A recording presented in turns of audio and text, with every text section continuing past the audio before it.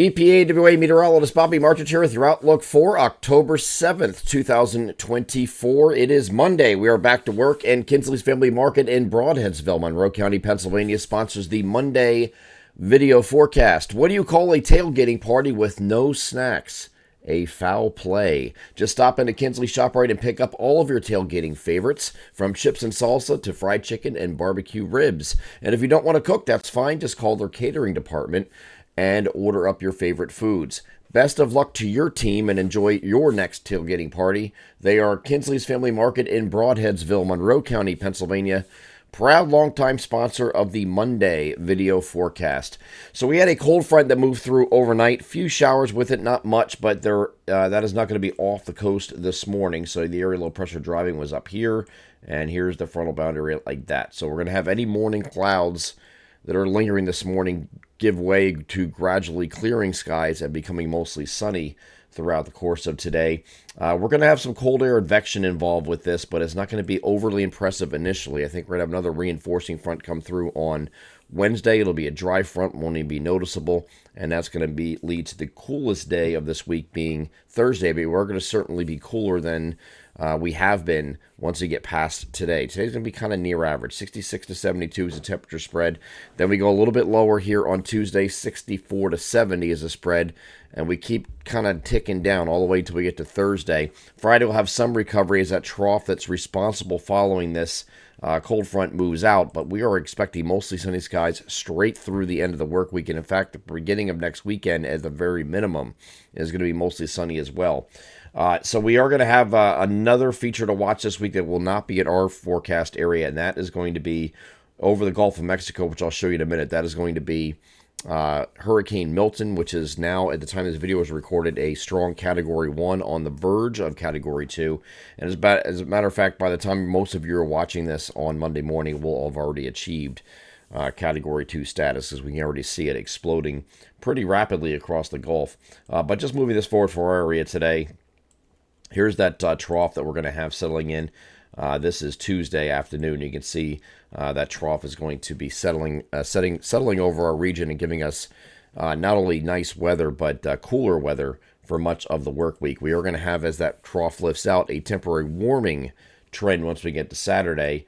Here's that hurricane, and we'll get into in a second, and that heads out to sea.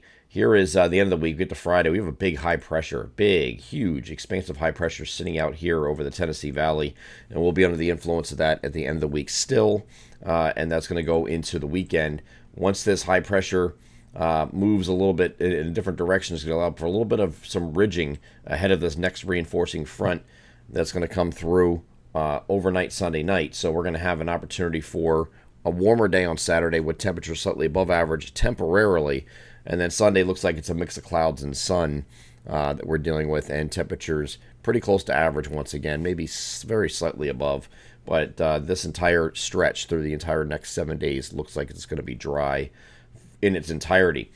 Here is Hurricane Milton, and this is the infrared satellite imagery. I have to use infrared because it is now obviously past dark, so you're not going to be able to see a visible satellite, but you can see how this is expanding and the cloud tops are just exploding here in the most recent runs.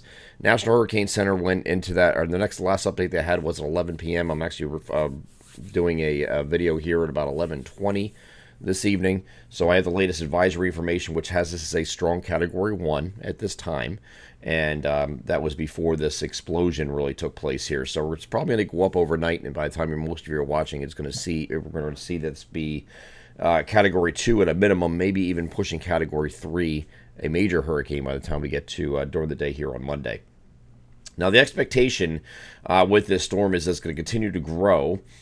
May actually venture a little bit south of due east, but then it's going to kind of go like this, east, flatten out east again, get close to the Yucatan Peninsula and not make landfall, and then it's going to all of a sudden turn to the northeast and accelerate in this direction toward the central Florida coast. And this is going to happen because we have a ridge that is sitting out here that's going to guide it and move it northeast. We know it's going to do that, go in that direction. And here's what the National Hurricane Center has of its late advisory doing the same thing. Eventually, the return to the north is going to be because there's going to be a huge ridge that's going to influence our weather out here like this. This is going to be that ridge setting up here. It's actually going to be centered over just north of Puerto Rico and the Virgin Islands. Okay, so what this does, the return flow around that is going to, the steering flow is coming in southwest and northeast. That's going to take this hurricane and guide it toward the central Florida coast. So if you have any interest, any family, friends in the Tampa, St. Pete, Clearwater, Sarasota, Fort Myers areas, all along the western coast of Florida there, if they are getting mandatory evacuation orders, this is not something to play around with.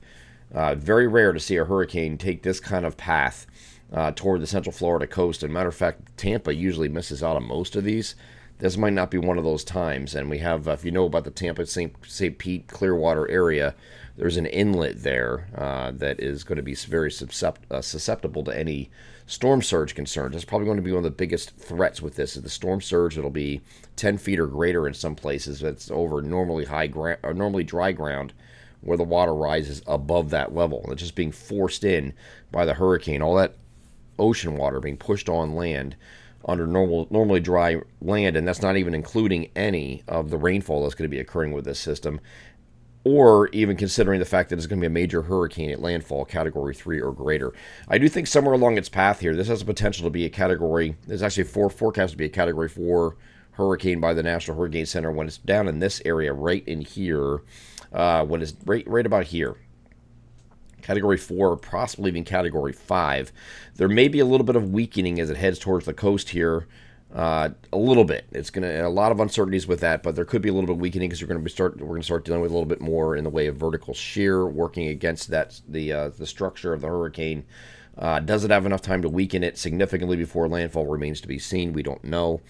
We do know that above it there is a pretty strong westerly shear, west to east shear above it. Once it gains latitude, it's going to run into that and is going to start affecting the hurricane in some way.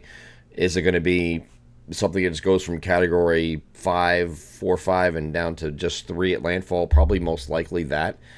Could it weaken it even further? That's a possibility too, but we just have to wait and see how that affects it down the road and how strong it gets prior to before it makes landfall here in the central Florida coast. But somewhere in that area, those areas I mentioned, are going to feel direct or indirect impacts from this, and this could be a catastrophic situation, unfortunately, for those areas in particular. This will cross the Florida Peninsula and head eastward towards Bermuda as a post-tropical storm, post-tropical hurricane, and then post-tropical storm by the time we get to the end of the week. And most guidance is showing that, doing that. Here's that system on the European model. As it moves eastward, you can see it comes very close to the Yucatan Peninsula right here. And as it moves eastward, it gets pushed northeastward by that ridge that I spoke about. And then it heads toward the, the European model is taken right towards the Tampa, St. Pete, Clearwater area. But anywhere in this central Florida area, anywhere from like Cedar Key up here down to even Naples. I mean, I would put all those areas into that cone, just like the National Hurricane Center has placed currently. Anywhere along here, Sarasota, Sanibel Island, all these areas are very susceptible to those to the hurricane and need to be monitored. If there are local officials telling you to get out, they did tell your friends and family they need to heed that and actually leave. This is not something you want to sit around and go ooh ah and watch the hurricane come in and be a knucklehead sitting on the beach trying to film this kind of thing. This is not that kind of storm. And luckily, it's not going to affect most of the areas that were really hit hard by Helene, which is more like a panhandle hit, went up through Georgia, Tennessee, North Carolina. We all saw the pictures of that with the tremendous flooding. That is not the same situation with this. It's going to be more of a storm surge and wind deal with this one. Some heavy rain as well, but this should be moving quickly enough that it moves across the Florida Peninsula and then exits to the northeast and then eventually heads toward Bermuda as we head into next weekend, okay, as a post-tropical entity that time. We're going to continue to follow that throughout the week, but I just want to make sure everybody knows that for local interest here, we have nothing to worry about, okay? Mostly Sundays entire week, there's zero chance this is going to come up here because when it's out here, can't come up the coast because there's a big high here, big high blocking this. There's no way it's coming in here in our region at all. We just have to worry about our friends down here in Florida, friends and family, and make sure that they are heeding the warnings from local authorities. It's not something to be taken lightly. And this will be a very powerful storm on landfall, no matter where it makes landfall. Even outside that direct hit area, it's going to be pretty bad for storm surge, wind, and heavy rain. Okay, so that's that. We have Pretty easy week here as far as from a forecasting perspective, so we're going to focus our efforts on that.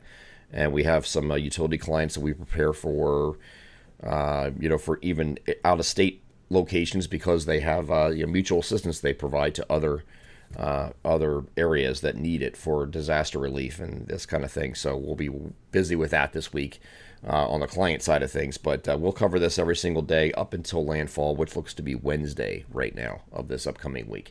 I'm EPAWA meteorologist Bobby Martich. That is your outlook for October 7th, 2024. Have a great Monday.